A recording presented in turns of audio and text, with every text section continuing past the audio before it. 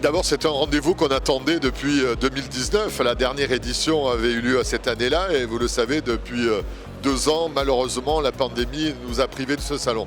Ce sont des retrouvailles, et quelles retrouvailles! Un salon exceptionnel, véritablement une dimension internationale par la présence des plus grands constructeurs au monde de catamarans. On attend plus de la moitié des visiteurs qui viendront de l'étranger. Donc c'est un véritable événement, non seulement pour la Grande Motte, mais également pour notre région Occitanie.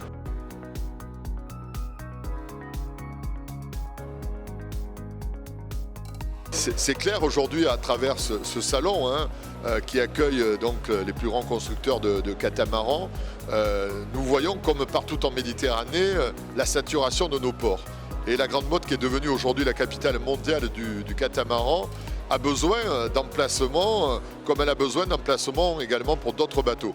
Et nous avons cette capacité dans le domaine portuaire de pouvoir agrandir notre port, de pouvoir y créer 400 anneaux qui répondront à une demande, à une première demande.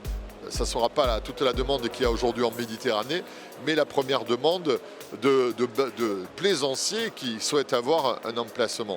Donc ce projet Villeport est un projet à la fois d'extension du port, mais également un projet dans lequel on va requalifier la zone technique du port pour y créer une halle nautique, mais aussi un projet urbain avec la création de 480 logements et la rénovation de tous nos quais au centre du port.